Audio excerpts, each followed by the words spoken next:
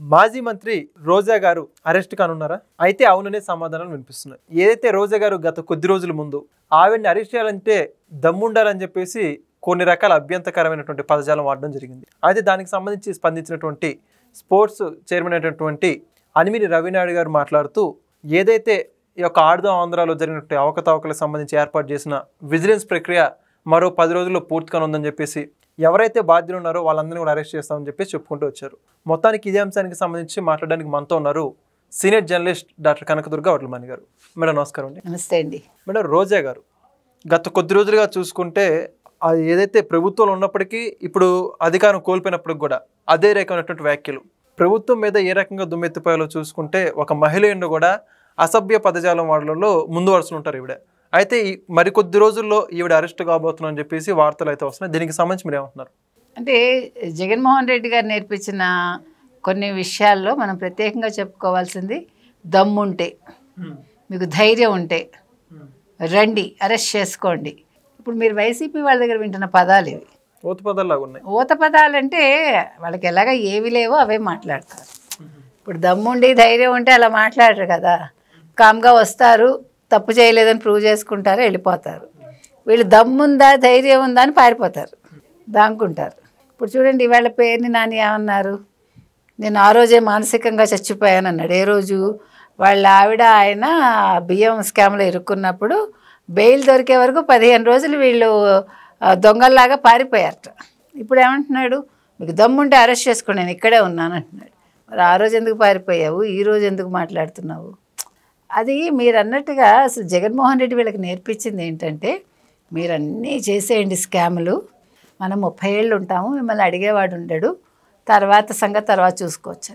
కానీ 30 ఏళ్ళది కాస్త 5 ఏళ్లతో ముగిసిపోయింది. ఇంకా మరో 5 ఏళ్ళు కూడా ఉండదు వాళ్ళకి. సమస్య అది.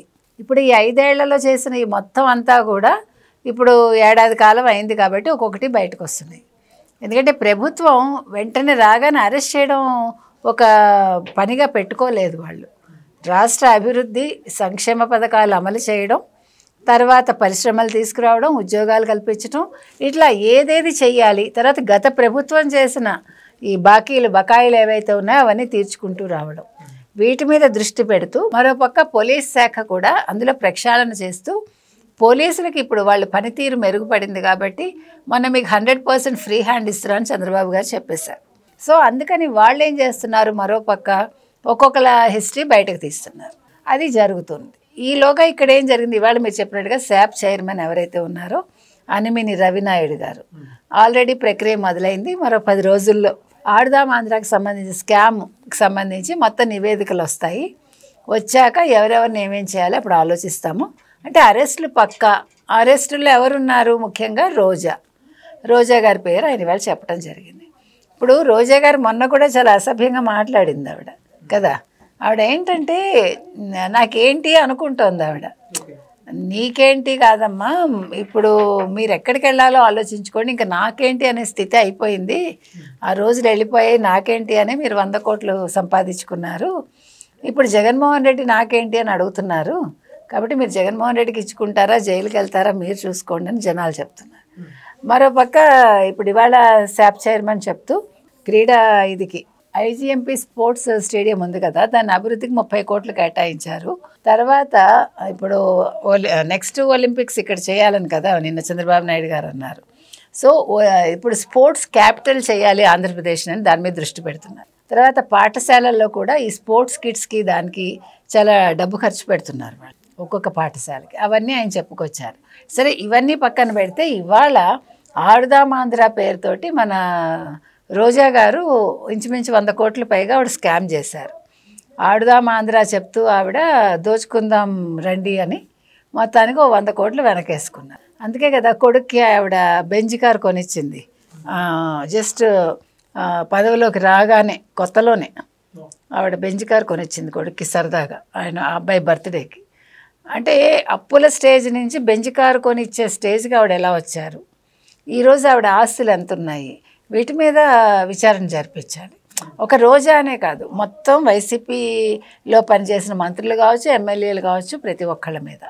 ఎందుకంటే వీళ్ళు సాధారణ స్థాయి నుంచి ఈరోజు అసాధారణ స్థాయికి ఎలా వెళ్ళాయి వీళ్ళ ఆస్తులు. ఇప్పుడు రోజా గారు ఇప్పుడు ఏం చెప్తారు, ఒకవేళ నిజంగా అరెస్ట్ తప్పదు అంటే అప్పుడు ఆవిడ ఏం మాట్లాడుతుంది? ఇవన్నీ కూడా చంద్రబాబు నాయుడు చేసిన కుట్రలో భాగం అంటుందా? అది చూడాలి మనం. ఎందుకంటే ఇవాళ జగన్మోహన్ రెడ్డి అన్నాడు కదా చంద్రబాబు నాయుడు గారికి చెంపపెట్టని. మధ్యలో చంద్రబాబు నాయుడు గారికి ఏంటి సంబంధం? కొమ్మినేని అరెస్ట్ అయితే అంటే నేను అనేది మరి చంద్రబాబు నాయుడు గారికి సంబంధం అయితే జగన్మోహన్ రెడ్డికి సంబంధమే, సాక్షికి సంబంధించి, కృష్ణరాజుకి సంబంధించి, భారతీరెడ్డికి సంబంధమే. మరి వాళ్ళు క్షమాపణ చెప్పాలి కదండి.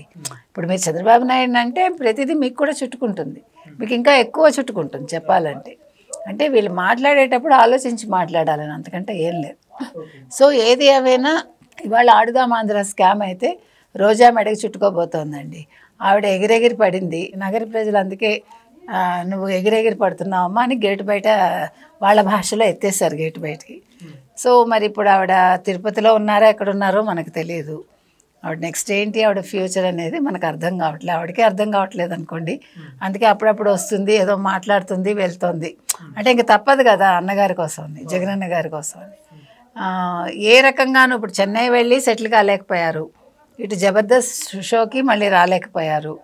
మరి ఇప్పుడు ఆడుదాం ఆంధ్ర పేరుతోటి ఆవిడ జైలుకి వెళ్ళి మరి అక్కడ జైల్లో ఉండే తోటి ఖైదీలతోటి ఆడుదాం ఆంధ్ర ఆడిస్తారా, ఏం చేస్తారో మనం వేచి చూద్దాం. మరి అయితే చూసుకుంటే రోజా గారు ఎప్పుడైతే కూటమి ప్రభుత్వం అధికారంలోకి వచ్చిందో అప్పటి నుంచి చూసుకుంటూ కూడా ఆ వ్యంగ్యంగా మాట్లాడడం ఏదైతే ఉందో, గతంలో చూసుకుంటే ఏదైతే భూమన కరుణాకర్ రెడ్డి గారి విషయంలో గోశాలకు సంబంధించి కూడా అప్పుడు రోడ్డు మీద పడుకుని ధర్నా చేయడం కావచ్చు, మళ్ళీ దాంతోపాటుగా మన రోజున వెన్నుపోటు దినానికి సంబంధించి చెవుల్లో పూలు పెట్టుకుని ఆ విధంగా మాట్లాడడం కావచ్చు, ఇవన్నీ కూడా ఒకసారి ప్రభుత్వం ఏమి చేయదని అలుసుగా తీసుకొని మాట్లాడుతున్నారంటారు, లేకపోతే ఎందుకు మాట్లాడుతున్నారంటారు? ప్రభుత్వాన్ని అంటే ఇప్పుడు చంద్రబాబు నాయుడు గారు నిన్న క్లారిటీగా చెప్పారు, మీరు విన్నారు కదా. కృష్ణరాజు గారి విషయం కావచ్చు, కొమ్మినేని గారి విషయం కావచ్చు, ఆయన చాలా సీరియస్గా తీసుకున్నారు. ఒకటి, నెక్స్ట్ ఎవరిని ఉపేక్షించే పనే లేదని చెప్పారు. అంటే మీరు మార్పు చూడండి, చంద్రబాబు నాయుడు గారిని మీరు ఫర్ గ్రాంటెడ్గా తీసుకుందాము, లేకపోతే ఈయన ఏం చెయ్యర్లే అని అనుకుంటే కుదరదు. పూర్వం చంద్రబాబు నాయుడు గారు కాదు, చెప్పారు ముందే, నేను 95లో ఎలా ఉన్నానో ఇప్పుడు అలా ఉంటానని. కాబట్టి చంద్రబాబు నాయుడు గారు ఎవరిని ఉపేక్షించరండి. తేడా వస్తే ఎవడైనా ఎంతటి వాడైనా సరే ఊరుకోనని నిన్న కూడా చెప్పారు ఆయన. కాబట్టి ఇవాళ యాక్చువల్గా రోజా ఊహించినది ఏంటంటే మీరు అన్నట్టుగా చెవిలో పూలు ఆవిడ పెట్టుకుంది అంటే ప్రజలు ఆవిడకి పెట్టించారు. మీకు అర్థమవుతుందా? రోజా యాక్చువల్గా ఎదరవాళ్ళకి పెట్టాలనే ఒక ఇంగిత జ్ఞానం లేకుండా తనకి తన చెవిలో పూలు పెట్టుకుందంటే ప్రజలు పెట్టినట్టేగా.